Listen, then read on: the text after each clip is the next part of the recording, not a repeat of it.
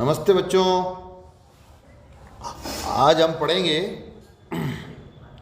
स्वर संबंधी अशुद्धियाँ कि हम स्वरों का प्रयोग करते समय क्या गलती करते हैं और ये गलतियाँ हम लिखने में करते हैं और बोलने में करते हैं।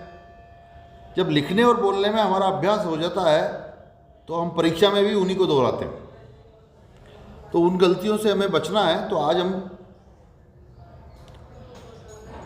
शुरुआत करते हैं स्वर संबंधी गलतियां जो हम करते हैं। पहला शब्द है, जो मैं पहला शब्द बोलूंगा वो अशुद्ध बोलूंगा। आगामी।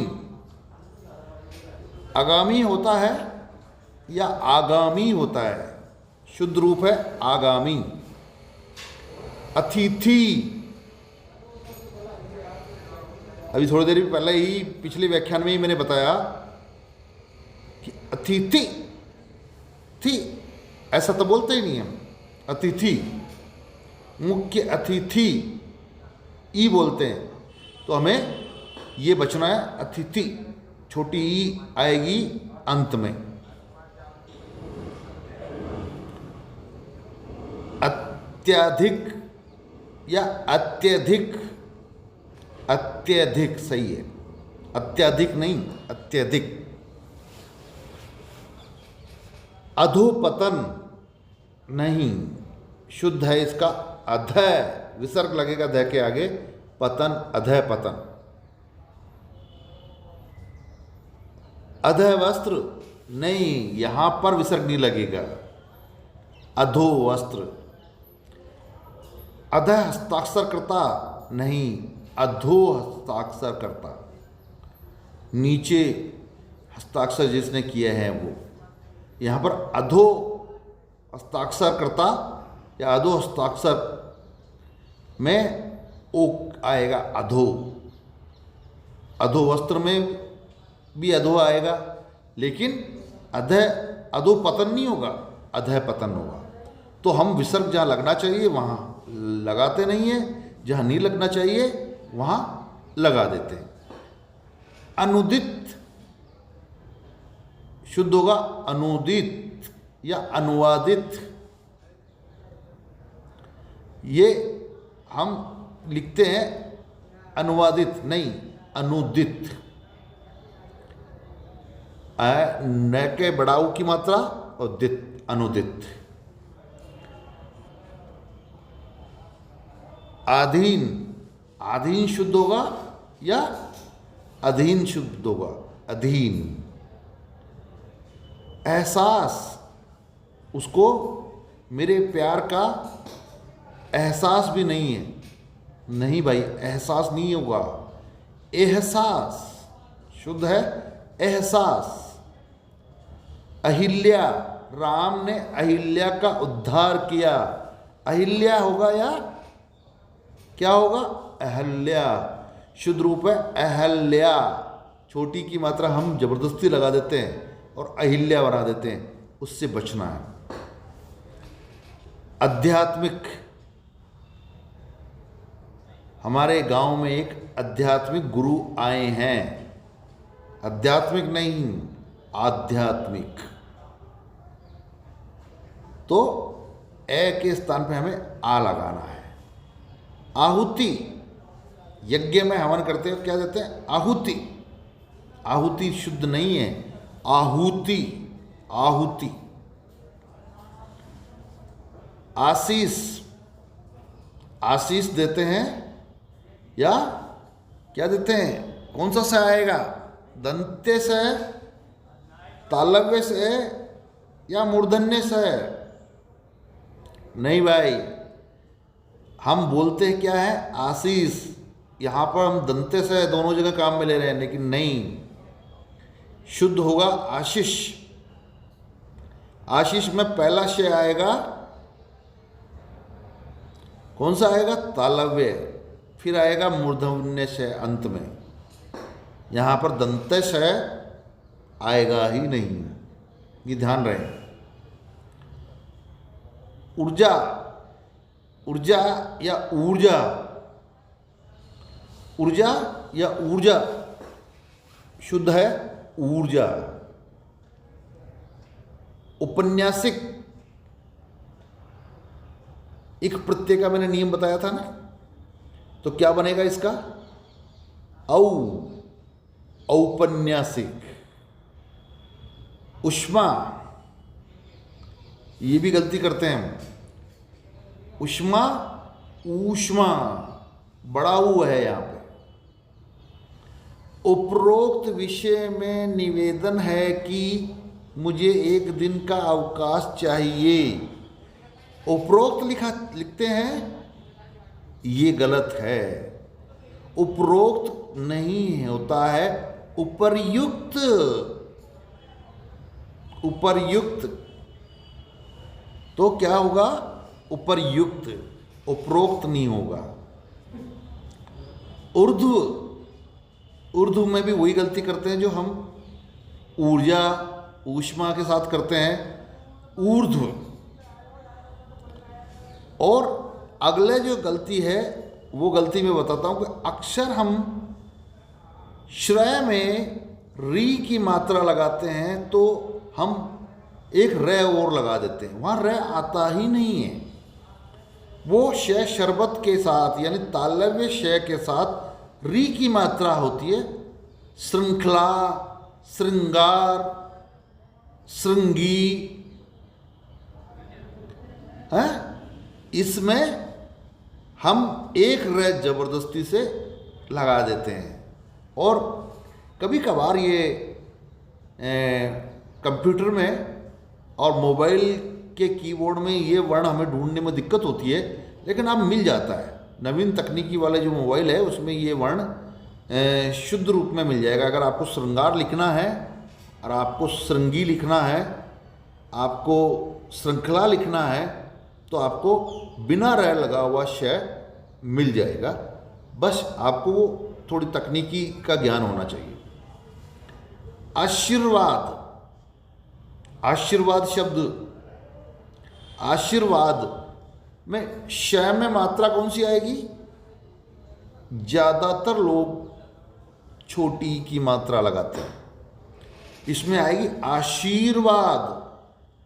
और इसमें एक गलती और भी लग कर देते हैं लोग बाग, जो ऊपर शिरोरेखा से ऊपर जो र है वो व के ऊपर लगना चाहिए, उसको श के ऊपर लगा देते हैं, तो वो तो आशीर्वाद हो गया। तो ये भी गलती कर देते हैं। तो वो रेफ वाली गलती है, उसको वो आगे में कहीं देखेंगे, जब व्यंजनों की गलतियों के बारे में बात करेंगे तब उसके बारे में बात करेंगे। अभी तो हम स्वरों की गलती के बारे में बात कर रहे हैं कि हम छोटी की मात्रा की जगह बड़ी की मात्रा की जगह छोटी लगा देते हैं। तो ये हमें ध्यान रखना है।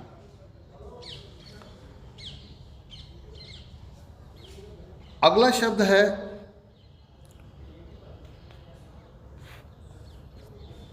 ऊखली। ऊखली में माथा दिया, ऊखली होता है या ओखली होता है, और उसको हमने नाक से भी बोलना शुरू करते थे, ऊखली, या और नहीं तो औखली। वहां भी नहीं भाई, अनुनासिक है ही नहीं ये, इसलिए औखली है। शुद्ध है इसका ओखली, अनुनासिक तो है ही नहीं। उल्लेखित, उल्लेख में इत प्रत्यय लगा है तो उल्लेखित, तो उल्लिखित, इत प्रत्यय लगा उल्लेख के बाद, तो ये क्या बन जाएगा? उल्लिखित बन जाएगा। तो ये भी हमें ध्यान रहे। ऋतु, ऋतु में दो तरह की गलतियों के रूप मिलते हैं, र के छोटी की मात्रा, त के छोटाऊ की मात्रा। ऋतु, कई लड़कियों के नाम ऋतु होते हैं, लेकिन ये अशुद्ध है। नाम में तो चाहे तुम चाहे जैसा लिख सकते हो, रख सकते हो, लेकिन जब ऋतु की बात आती है, मौसम से संबंधित पूछा जाए, ऋतु लिखवाया जाए, तो वो आपको फिर ये शुद्ध लिखना पड़ेगा। अब री और तू, ऋतु, ये भी लिखते हैं, ये भी अशुद्ध है। शुद्ध रूप क्या है इसका? री प्लस तु, ऋतु, ये इसका शुद्ध रूप है। उषा, ऊषा क्या शुद्ध है? ऊषा, ऊषा शुद्ध है? नहीं, उषा छोटा ऊ। ऊर्जा, ऊष्मा, ऊर्ध्व, यहां बड़ा ऊ को हम छोटा ऊ कर देते हैं, लेकिन उषा लिखते हुए ऊषा बोलते हैं, ऊषा लिखते हैं, बड़ा ऊ कर देते हैं। ये ध्यान रखना है कि जहां छोटा ऊ आना चाहिए वहां छोटा ऊ, जहां बड़ा ऊ आना चाहिए वहां बड़ा ऊ। ब्रिज, श्री कृष्ण ब्रिज में रास रचाते थे, गाय चराते थे, ब्रिज में रहते थे। ये ब्रिज कौन सा? ब्री, री की मात्रा वाला ब्रिज नहीं भाई, ये है ब्रज। बै के नीचे रै, ब्रज, वो ब्रज है। अब आप इसको ब्रिज, हमारे कोटा में भी यहाँ एक सिनेमा हॉल हुआ करता था, उसका नाम था ब्रिज। वो भी गलत लिखते थे, अंग्रेजी में उसकी स्पेलिंग लिखते थे, वो भी गलत लिखते थे, हिंदी में लिखते थे वो भी गलत लिखते थे। वो री वाला ब्रिज लिखते थे, जबकि ब्रज, ब्रज होना चाहिए। ऐषणा या ऐषणा, ऐषणा नहीं, ऐषणा, ऐषणा। ऐक्य, शुद्ध रूप क्या है इसका? ऐक्य, ऐ, हम बोलते हैं ऐक्य, ऐक्य होगा वो। ऐश्वर्य, ऐश्वर्य नहीं, इसका शुद्ध उच्चारण होता है ऐश्वर्य, ऐश्वर्य, ऐश्वर्य नहीं, ऐश्वर्य होता है शुद्ध उच्चारण। ऐ से शुरू होगा ये, तो ये हमें ध्यान होना चाहिए। कवि या कवि, कवि क्या शुद्ध है? कवि, बड़ा ई वाला नहीं, कवि छोटी, कवि, कवि, कवित्री या कवयित्री।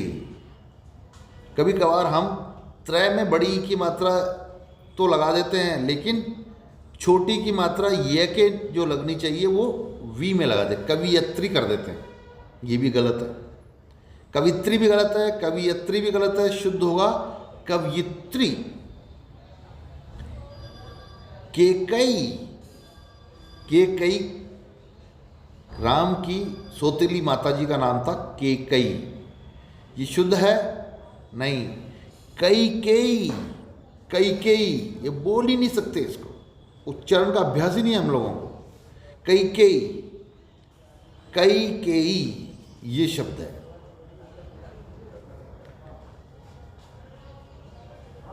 कविंद्र, संधि के नियम में जब छोटा कवि और बड़ी और छोटा ई का जोड़ होता है तो वहाँ मात्रा बड़ी हो जाती है।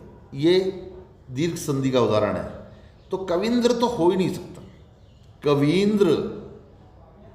रविंद्र हो ही नहीं सकता, रवींद्र ये है। कालिदास, कालिदास या कालिदास, कालिदास, काली ई छोटी, कालिदास, कालिदास नहीं, हम बोलते क्या हैं? कालिदास। ई बोलोगे तो लिखोगे भी ई, तो वो शुद्ध नहीं होगा, नंबर कट गया। कालिदास, तो ये हमें ध्यान रखना चाहिए कि क्या कालिदास में कौन सी मात्रा कहाँ आएगी। किरीट, किरीट, किरीट, किरीट, किरीट, छोटी की, ये गलती करते हैं हम।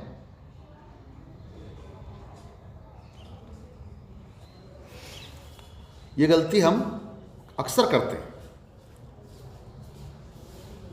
कुआ या कुआं, कुआं, आ ए के चंद्रबिंदु, आ के चंद्रबिंदु, कुआं।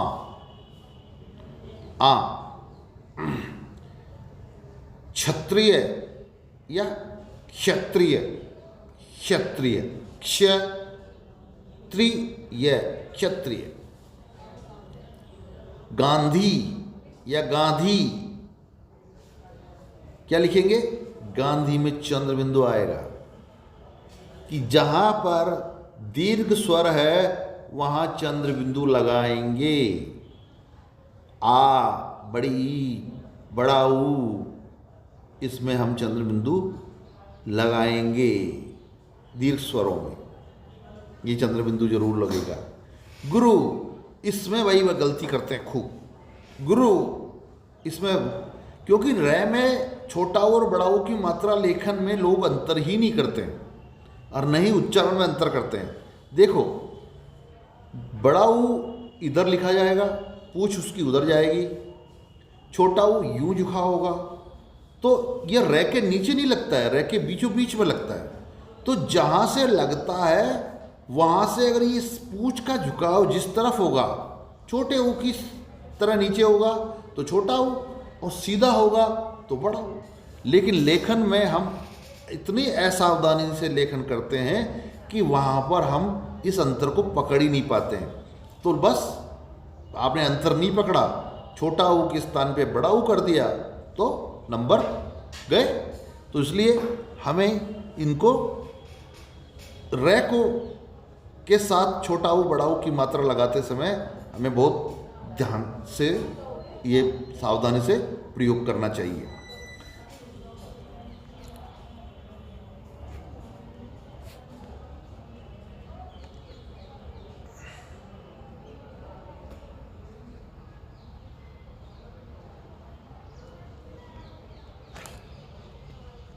आज के व्याख्यान में अब ज़्यादा लंबा हो जाएगा, इसलिए मैं कोशिश कर रहा हूँ कि बस 2 शब्दों के बारे में और बात कर लूँ, यानी 50 शब्द हो जाएंगे। गीतांजलि, गीतांजलि कैसे लिखेंगे? गीतांजलि, ता के ऊपर बिंदी आ जाएगी। और गूंगा, गूंगा कैसे लिखेंगे? गूंगा, ग के ऊ की मात्रा और ऊपर चंद्र बिंदु और गा, गूंगा। यहाँ पर अनुस्वार नहीं लिखा जाएगा। तो ये कुछ स्वर संबंधी अशुद्धियाँ इनका जिक्र किया। कोशिश करेंगे कि अगले व्याख्यान में स्वर संबंधी अशुद्धियाँ पूरी हो जाए, और तब तक के लिए आप लोग पढ़ाई कीजिए, तैयारी कीजिए, और आप सभी को पुनः नमस्ते।